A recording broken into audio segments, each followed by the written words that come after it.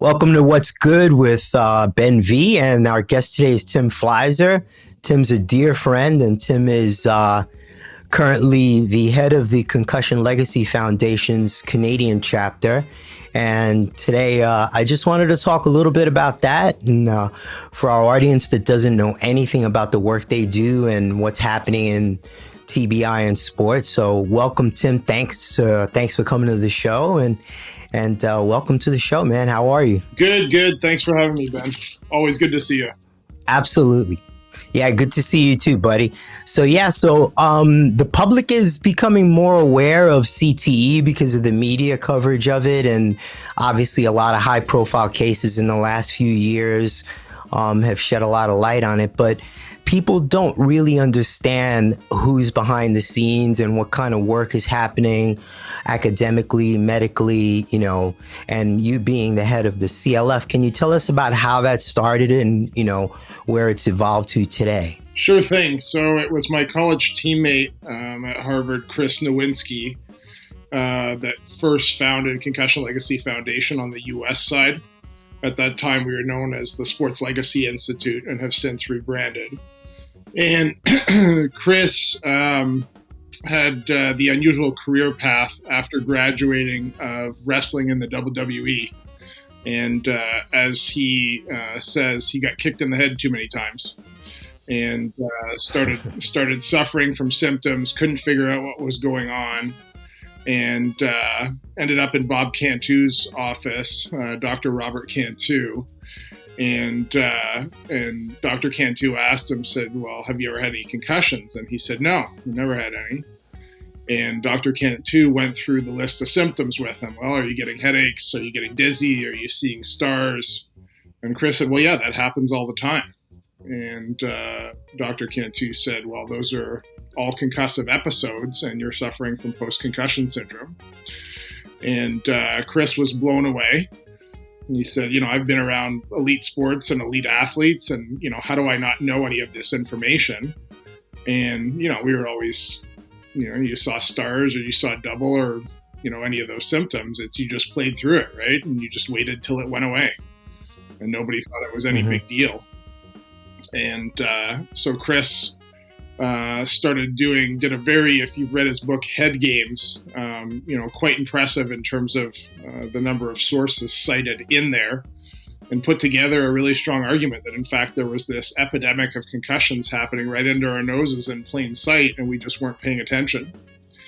And as we started peeling back layers, the problem just got worse and worse and worse. And it sort of seems like through the last 10 years plus of all this, it's every time we've peeled back a layer of the onion, it's sort of feels like, oh, well, it can't be that bad.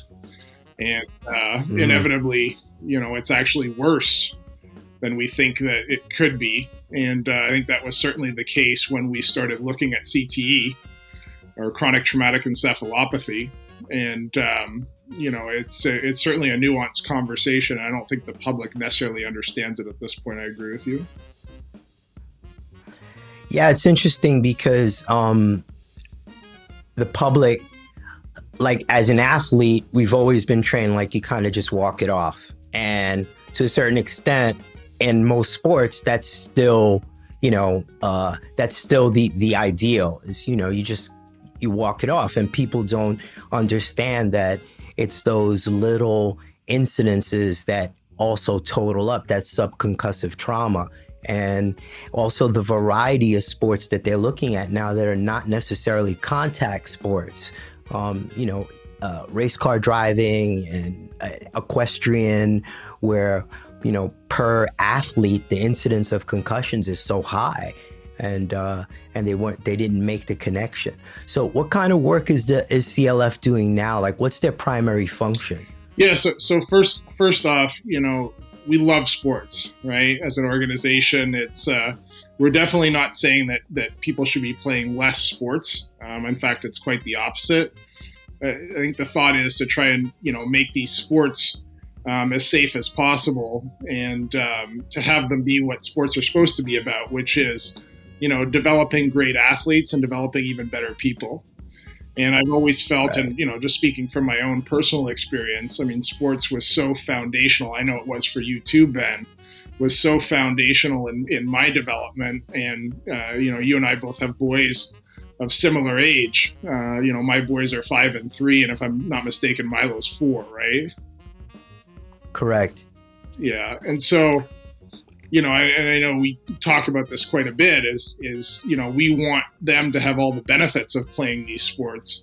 And the common one these days to ask for former professional football players is, do you want your son to play football? And Right. the answer that's in vogue right now is to say, no, I'd never let him play, right? And for me, it's the opposite. I want my boys to play football. I want them to be safe when they play, and I don't want them to be exposed to this long-term risk. And there's a great part of, I mean, sports teaches you to be tough, right? And sports teaches you that when you get knocked down, get back up. And my dad, who was a great football player, won the Heck Creighton Trophy, which for your American audience is the Canadian equivalent of the Heisman Trophy. Right. And that was the greatest lesson he ever taught me, because life is tough, and you're going to get knocked down over and over and over again. And in fact, your resilience and your grit is going to be the biggest single factor in determining whether you're successful or not. That's a lesson that sports is uniquely positioned to teach you, right? Right. But here's the issue: is that in teaching that lesson, we're creating this long-term risk for our athletes. So that's really our conundrum, right? And that's the issue when I'm talking about the athlete population, and particularly with children. That's what we're trying to solve, is how do you keep the benefits of sport, for kids like our kids who are rough and tumble kids, how do you give them a great outlet for that, right? So they're not, jumping off cliffs with their skis or jumping off roofs of houses with their skateboards, right? We're actually giving them a safe environment where they can explore that rough and tumble creativity, right? And develop that part of it. Because I think that is, again, an important part of, not only their physical and psychological development, but also in terms of as athletes, right? And just getting used to their body, that kind of thing. And so, you asked about the work that we're doing. So when you think about our foundation in the U.S., which started back in 2007 with Chris and with Dr. Cantu, and then our group, which is in Canada, which started in 2012, and we got our charitable status in 2014 and started operating right around then. I mean, I really think of it in sort of 3 pillars. We think about the prevention piece, we think about the research piece, and we think about the treatment piece. And so, speaking in Canada, we've done almost 250 in-person events, 26,000 people. Obviously, COVID's changed that. We've always been very strong on the earned media front, have been featured in Canadian media coast to coast, lots of national platforms, and have really in the last year or so, and you've been part of this, Ben, developing our digital outreach at CLF. And so, we're reaching, hundreds of thousands of people with our prevention programming, and through our earned media, we've reached millions of Canadians coast to coast.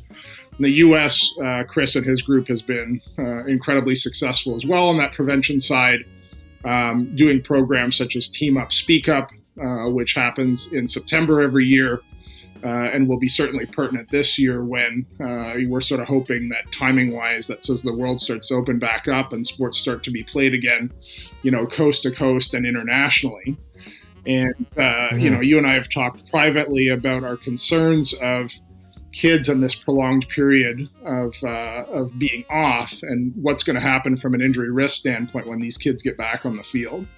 So I actually think our Team Up Speak Up campaign is going to be very timely and very well positioned, where we have a team leader, be it the coach or the team captain, stand in front of the team at the beginning of the season and say, we're a team, we take care of each other. Concussions are serious, head injuries are serious. If you see that any of your teammates has any of the following symptoms of concussion, we expect you to get them off the field, off the court, or off the ice, and have them seen by either a coach or the trainer, because we know that's when the most serious acute concussions happen is when an athlete gets a concussion, the brain becomes vulnerable, and they try and play through it and get hit again. That's when the most serious situations arise. Concussion on its own is not that big a deal, right? 80 to 90% of them resolve on their own within 2 weeks if they're properly managed. And we're getting better and better at managing that all the time. And again, the biggest risk factor there is if an athlete tries to come back too soon before they're healed, because once the brain is once you've gotten a concussion, your brain's much more vulnerable to a second, unless you take the time to heal properly. And I do think that messaging is getting out. I do think the public understands that better than they did certainly 10 years ago. And so that's an example on the U.S. side on the prevention standpoint is Team Up, Speak Up. And having the team video that speech from the captain or the coach and posting it on social media.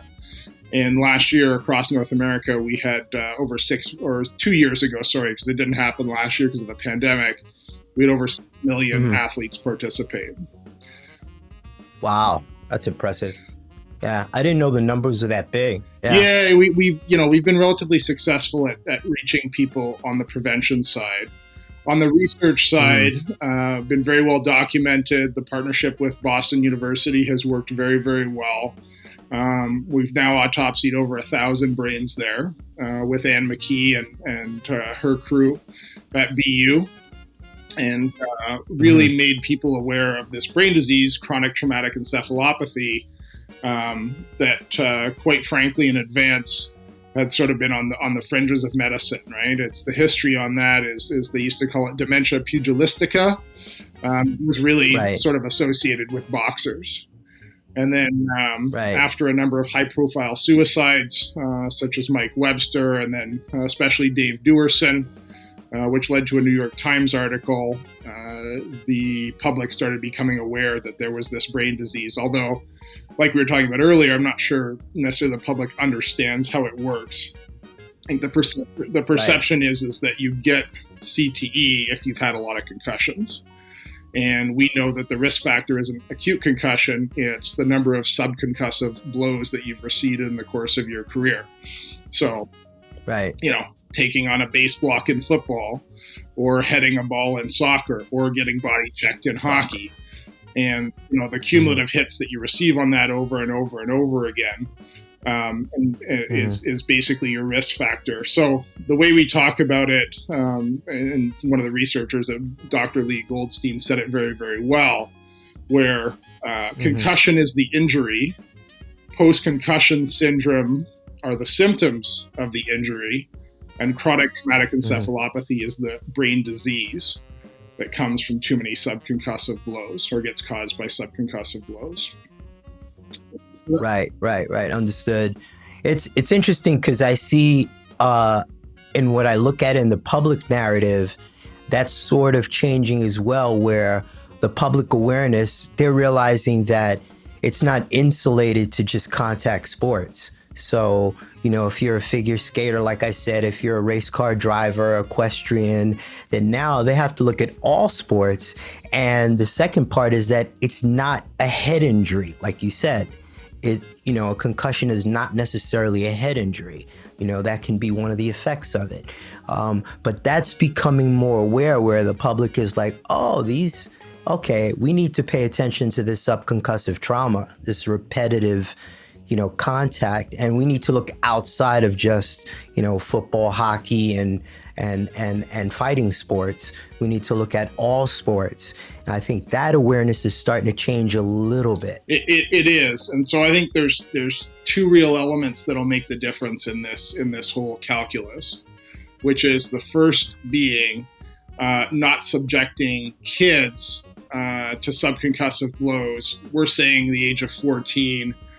To be safe, but really until their bodies are mature enough to handle it, right? So what you see is that our heads grow very quickly, right, to 80, 90% of the adult size.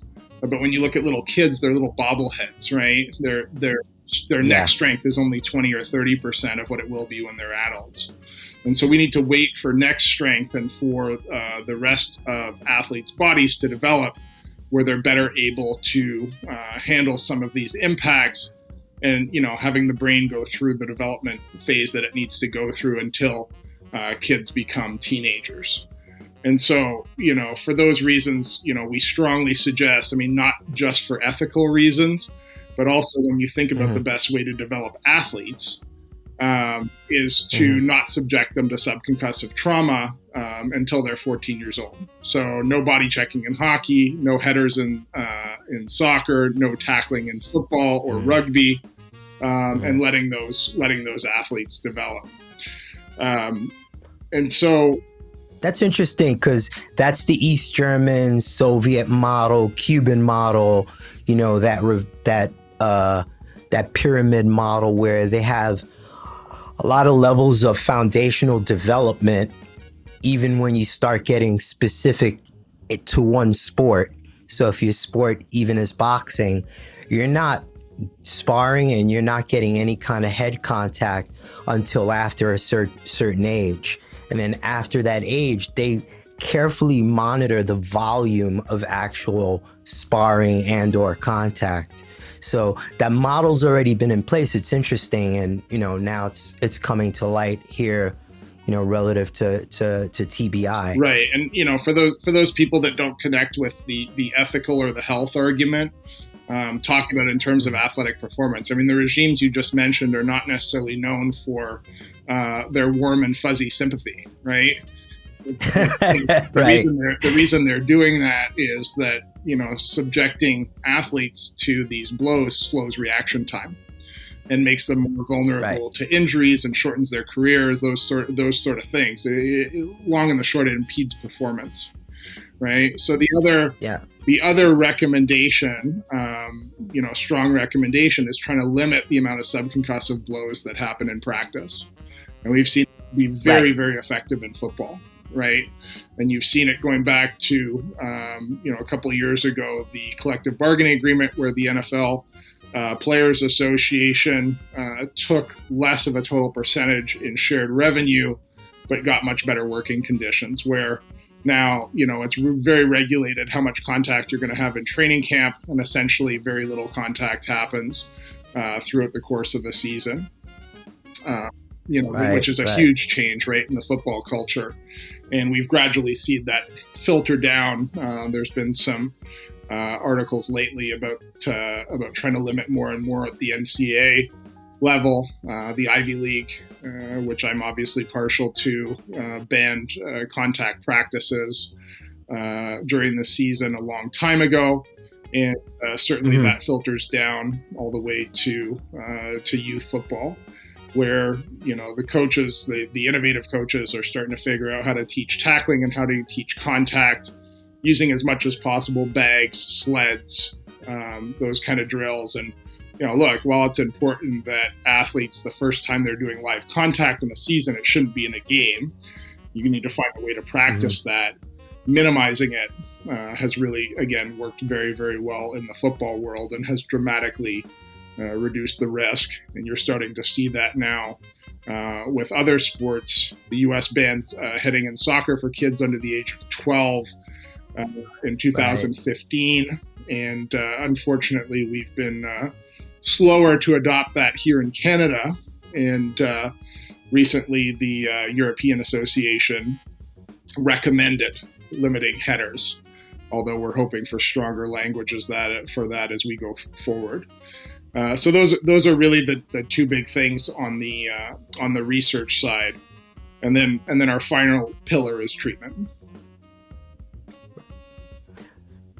Yeah, that's a big one that you and I know intimately, but we're seeing some really big jumps. I'm seeing a lot more medical people thinking about a very integrative approach to treating acute trauma and treating long-term, looking at many different facets of treatment as being integrated. 1 + 1 is 3 when it comes to treating TBI. And I know that's what you're seeing on your end as well.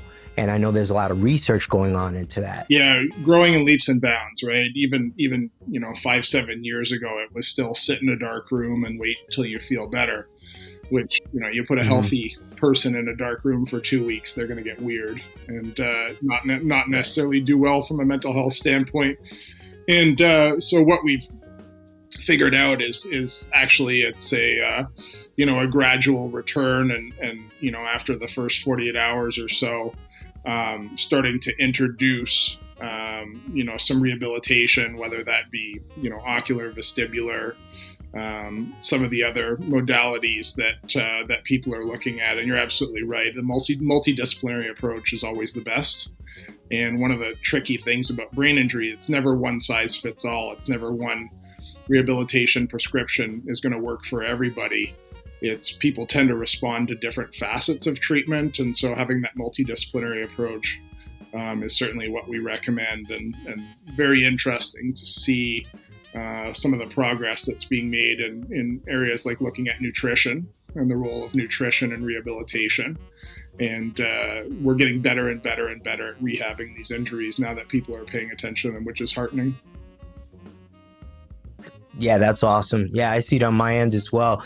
And you mentioned that from an awareness standpoint, that there was so much going on in youth sports. What message would you send parents to look for? Like, you and I have young boys. What message would you send them, as a family unit? What things should they be aware of? Yeah, so the first one being not exposing your kid to subconcussive blows. So, flag football's a great option. You're playing hockey without any sort of body contact, up until the teenage years, doing no heading in soccer, right? Those sort of things. And so, a big part of that is sort of seeing how a league operates, how a coach operates, those sort of things. And it's interesting, right? Like, even for me, that played 10 years of professional football and, tends to tower over any coach that my kids have, it's still a bit of an awkward conversation, right? It was for my oldest, at one point in one soccer practice, they started doing some headers, and my instinct was to run out on the field. And Right. and even having that conversation, like, I've always sort of imagined what it would be like for, a single mother with no athletic background having to go and have this conversation with a coach. It's a little bit challenging because you sort of don't want to interfere with that relationship, but you need to be totally intransient when it comes to you just can't sacrifice. There is no middle ground in terms of the health of your kids. So I recommend doing that. The other one is just what we try and capture in the Team Up Speak Up speech, which is making sure that the teams that your kid plays on, that there is this culture of reporting, right? And that understanding that if it's a slight ankle sprain or a bruise or something like that, being tough and playing through it is great. And like I said earlier in our time together, it's that's a great lesson for kids to learn. But in the same way that if you think somebody potentially has a fractured spine or a fractured neck, everybody freaks out, stabilizes the head, and nobody would ever think of asking an athlete to go back in if they thought they had a broken neck.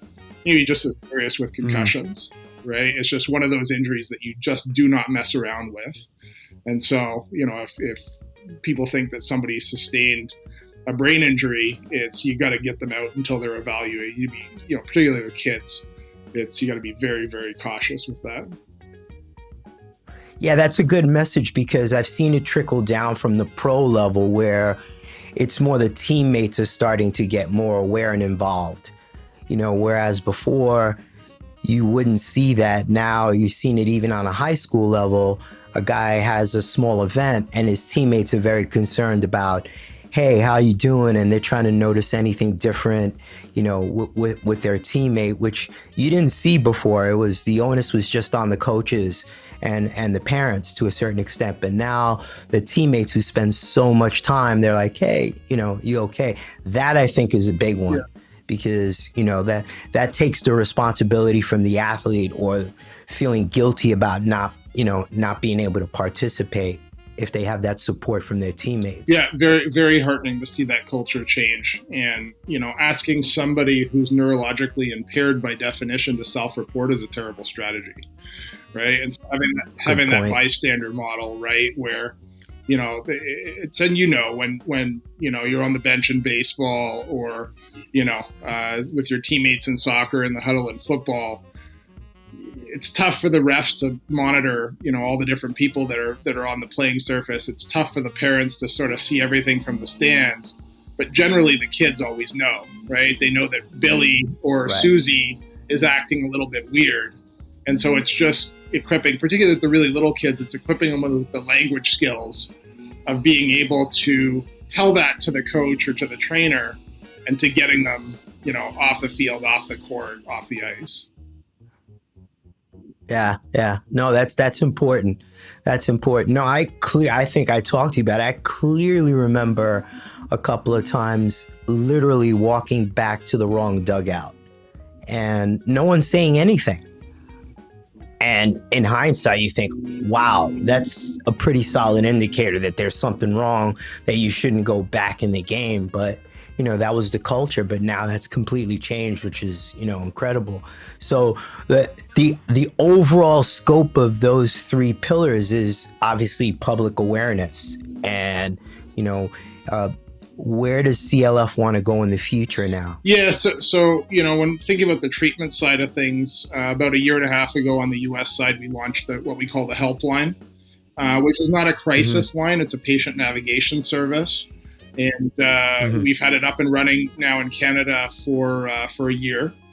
And really what we see is, depending where somebody lives geographically, you'll see a really wide variety in terms of access to treatment services. So what this is for is to basically try and pair patients with best available services in their area.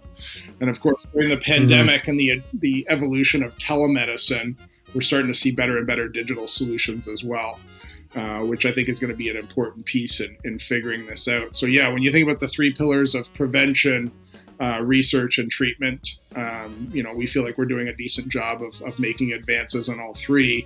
And I agree with you, the culture has changed. I did talk to a CFL head coach the other day, and he told me, he said, Flies, it's not like our day. This guy's a former player. When, we'd be in the special teams room and some guy would get lit up on a blindside shot and we'd all cheer. It's when you see that happen now, it's everybody gasps. It's the way I talk about it. It's like back in our day, speaking of football terms, it's like when somebody came and chop blocked you from the outside in at the knee, right? And everybody knows that could potentially end your career through a serious knee injury. And if that happened, everybody would freak out, right? And now head injury is treated the same way, where we understand that, a huge blindside hit could not only end somebody's career, but ultimately change their life and impact them in a negative way.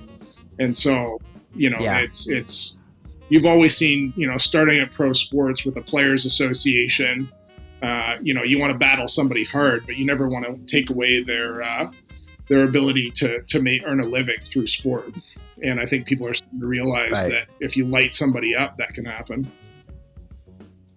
Yeah, no, I mean, it's funny because I was listening to what's growing to be probably one of the most popular sports in the world, UFC. I was listening to one of the fighters on an interview, and there's a few high-level fighters, champions, that are saying, hey, we're not really sparring like we did before. We're cutting down, or in some cases, cutting out completely live sparring, and we're just drilling because we don't need to. And there's enough examples of fighters out there who have, in the long term, taken a bad turn.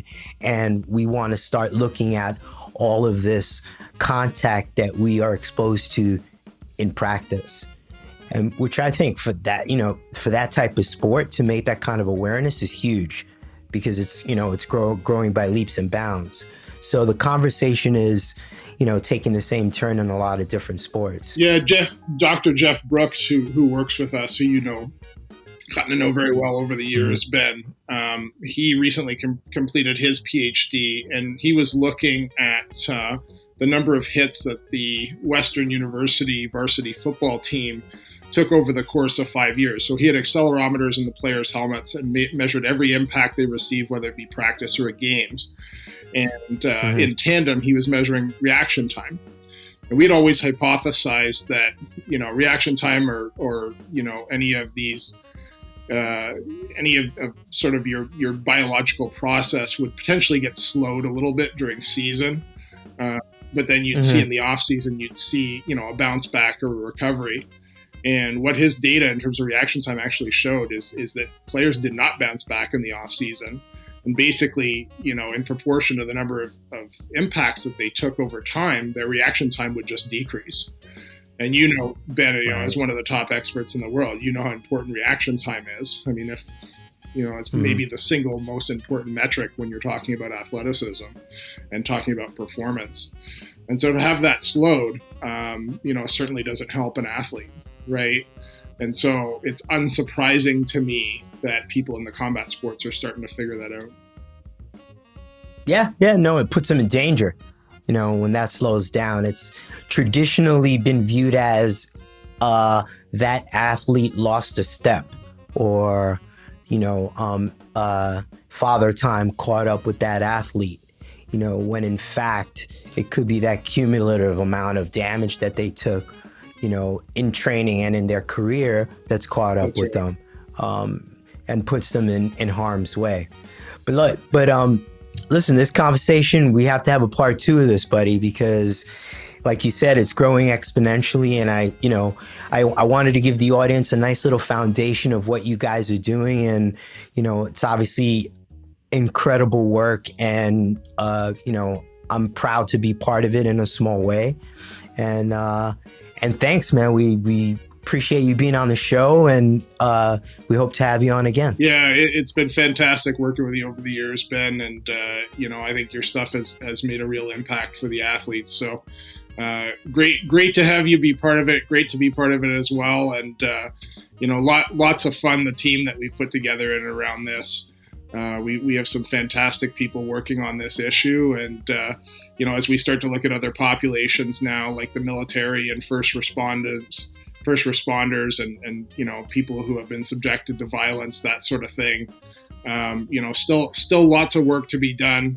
Lots we can learn from the experience of athletes, but feeling very, very positive about being able to try and get this issue to a place where everybody's comfortable with it, and we're really at the top of our game in terms of when people do get hurt, in terms of helping them get better. I agree. The team is unbelievable. And where can everyone find CLF? How can they donate? How can they share? So on the US side, concussionfoundation.org. On the Canadian side, concussionfoundation.ca. And then select the brain donation tab. I mean, we're always asking for that. The more and more that people pledge to donate their brains, the more that we're going to enable the research. We got a real push right now on the military side. If somebody's current or former military, it's Project Enlist. So on the US side, Project Enlist. On the website, on the Canadian side, projectenlist.ca to go and to donate your brains. Great. We'll put everything in the show notes. And Tim, thanks again, brother. Yeah, great to see you, Ben.